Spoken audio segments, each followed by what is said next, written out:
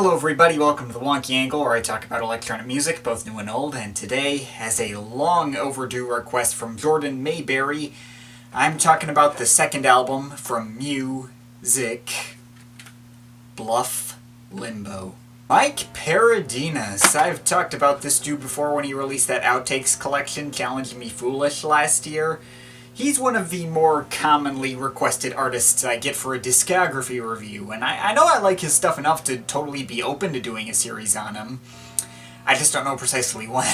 So here comes this request for me to talk about what I've already mentioned in previous videos is my personal favorite album from the guy. I've already fulfilled a request on the Orbs Orbis Terrarum because I didn't know when I'd be doing a series on them, and a series on Paradinas is an even bigger question mark in terms of specifically when, so I may as well cover this one too, so let's get right into it. So yes, Bluff Limbo is my personal favorite album from this guy. In fact, it's one of my all-time favorite IDM albums in general. This came out in 1994. It was the height of the artificial intelligence era. RDJ hadn't even released I Care Because You Do yet. Already on Paradinas' debut, Tango Invective, he had brought his own unique sound to the table that was at once very loud and abrasive, mostly in the percussion. But despite how absolutely blown out and chaotic and loud the percussion was, there was always some kind of cheerful melody on top that prevented it from feeling overly edgy and lets you know these banging beats are just there to help you have a good time. That's the thing I've always loved about Paradinas. The guy has never been afraid to not take himself so seriously. And his melodies are always great, too. And my favorite qualities of his first album, like these, were really doubled down upon for this sophomore effort.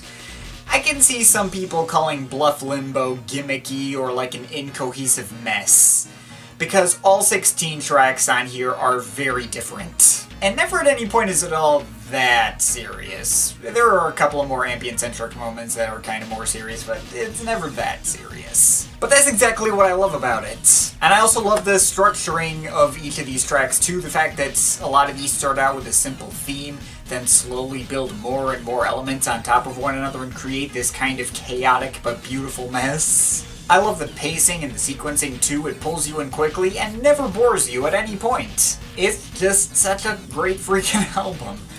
So may as well go down track by track. We start out with Hector's House, which more or less feels like it's picking up where Tango Invective left off.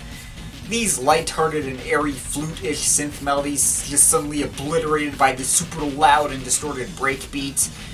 It's basically Paradinas' usual style in a nutshell, without any gimmicks or twists. Then you get something like Commemorative Pasta, which takes a bit of a creepier and moodier tone, but it's still the kind of creepy you'd see in some kind of cartoon show's alien-themed Halloween episode, with all its moody synth pads being accompanied by lots of silly and quirky percussion patterns, little alien bleeping and blooping around it. And then you get something like Gob Bots, which sounds like it's going to be darker and more serious with its grandfather clock imitating chiming synths at the beginning, and pitched up beeping synth progression that doesn't seem to tonally match. But soon enough the clock chiming gets more rhythmic and the super hard-hitting break beats come in, and the final effect ends up more like an 808 stage track, like one of the louder moments from XL. All these chiming noises that seem to clash with one another and create sour harmonies, but create this absolutely effective dance groove with a driving chord progression, a lot of banging metallic noises that sound like little kids banging on pots and pans with spoons. It's just so dang fun! We then take a turn for the more subtle side on The Wheel, primarily based around a repetitive 3-note bubbly synth loop and a triangle sound as the sole percussion element, accompanied by lots of warm synth string pads. One of the least chaotic moments on this album, good as a kind of moment of respite, which this album did need at some points. All put in the right places. Like also the minute-long shifting ambient interlude 27 that comes right after it. Already we're pretty tonally all over the place, and these first 5 tracks have little to nothing in common aside from sounding like, I guess, something Mike Paradinas would do. But again, it's this variety and consistent quality that have kept me so interested so far. I mean, how do you follow up 2 more ambient-centric and subtle moments? With super abrasive and distorted breakbeats again, of course. That takes us into Metal Thing number 3, probably the loudest and hardest hitting moment on the whole album. Kinda reminds me of some of those super abrasive tracks that RDJ would do on later stuff like Start As You Mean to Go On. but with a lot more danceable groove, more elements coming and going to keep me interested. As hard as you mean to go on is kind of just the same thing throughout. This is more complex and interesting, I think. Lots of different rhythms of metallic clanking and screeching. Admittedly not one of my biggest favorites, as no melody ever really shows up, but it's still one I have fun with. But hey, if it's melody I want, Twangle Frent delivers that in spades. And among his best and most memorable ones ever, too. It's one of those tracks that every couple measures it just adds on another element. You start out with these soft synth string pads, plinky bell-like progressions, do do do do do do do do do do, a squeaky hi-hat line, other melodic elements continuing to pile on top of each other in like 5 different layers. And that's still not including the acidish bass line that comes in, and then banging breakbeats that come on afterwards. It's just so completely stuffed with so many things going on at once, but they all harmonize together so well. As I mentioned before, it's like this totally chaotic but beautiful mess. A track like this is exactly the kind of thing I love most about Mike Paradines' style. The kind of thing that is just so incredibly overstuffed and overstimulating, but it all works together in such a fun way. That is also what I most like about the next track, Make It Funky, which definitely sets out to live up to its title at first, starting out simple with one bass line, and with a counter melody on top, other whistly noises, and so many other strange and noisy percussion and synth elements just cluttering everything up. Okay, after a while it stops being funky and more crazy, but it's still so much fun! And I kinda like the off-kilter 6/4 time signature too. I think it's 6/4, 6/8, something like that.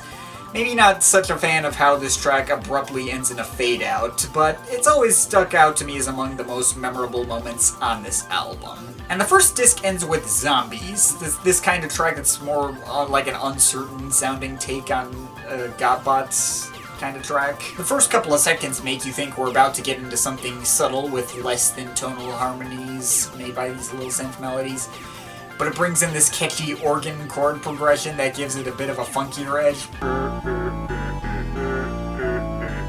And then we get more banging breakbeats and even a trumpet line on top of everything, which is a very nice touch. There's so many weird elements that you wouldn't really think would work well together, but they do. It's a strange track for sure, and as an ending to the first disc, it's almost like this cliffhanger to be continued in part 2 moment. Which is fitting, because it is the end of the first half of the album. Yeah, we are only in the first half of the album. Like, that kind of uncertain tone we left off picks right back up in the second disc, starting with Riostand, another one of those pile a ton of stuff on top of each other kinds of tracks. It starts out almost kinda eerie with its strange repetitive layers of synth lines and particularly dark-sounding bass line, contrasting with all these weird Asian-sounding flute riffs, but later brings in some more comforting synth pads to relieve some of that tension, just later just goes all out with its distorted breakbeats again. Feels like he brings in 3 different patterns on this track. So yeah, that's a really fun moment once again. Organic Tomato Yoghurt has a pretty similar atmosphere, vaguely creepy, but in a cartoony sort of way, with all its eerie melodies echoing into the distance, but going up against this acid bass line, various breakbeats, and other quirky textures that prevent it from getting too dark. Then things get kind of strange, because we have 2 tracks, both called Sick Porter. One with the word porter in all lowercase, and the one with porter capitalized.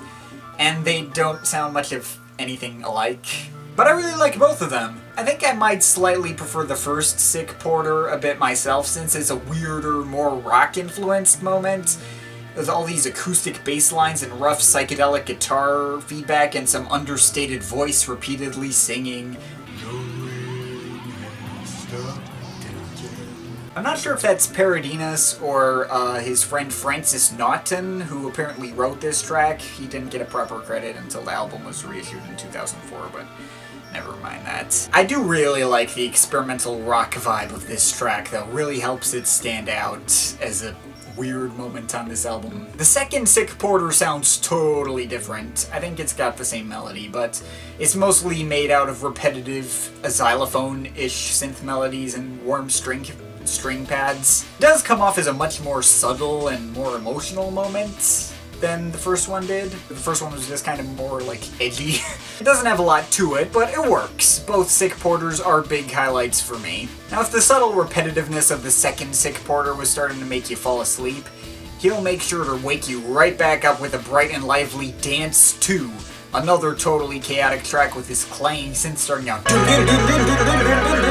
and going on to have loud guitar-like bass synths, xylophone noises, ethereal synth pads, and like 4 different drum patterns playing at once. It's another track that is totally nuts, but it's so fun and attention-grabbing. And we get another kind of percussive track with nettle plus pralines. Pretty infectious percussion patterns here that start out simple, but get more and more complex as time goes on. Admittedly not a huge stand-up for me, but hey, it bangs as usual. Finally, we end on a subtle and relaxing note with the ambient-centric Ethereal Murmurings. Maybe not the most emotionally resonant moment on the album, as, say, the second Μ-Ziq porter. But it is a really satisfying and soothing ending, and despite being 10 minutes long, doesn't get stale either. Its warm set of synth patterns, if a bit repetitive, lose none of their resonance. The melodies are quite fresh and uplifting as well. It's an excellent ending to this album. In spite of all the wild mood swings that this album went through, this feels like the perfect place to finish. So yeah, that's Bluff Limbo. Needless to say, it's got a lot to unpack. Again, I can see people saying this album is way too tonally inconsistent to work. It just flies all over the place and never settles on any one particular sound. But for me, every sound and idea that Paradinas incorporates into this album was very well executed. His talent for melodies really shines here, unconventional and odd and unsettling one moment, but more conventional and harmonious in other moments, and in either case still totally captivating. The ambient moments feel heartfelt and relaxing, the dancier moments are super hard-hitting and fun, the weird moments are totally crazy and off the wall. It's an album that really demonstrates what a multi-dimensional artist Mike Paradinas can be. Other albums of his could focus more on specific facets to his sound, and sometimes can do it better. But this is the album that I think better demonstrates why I love this dude's music than any other one of his. As all over the place as it is, there's not a single dud in the bunch, and its wild variety is only kept together by his particular style and vision, yet as much as the tone shifts throughout, it's never to such an extent to feel jarring from track to track.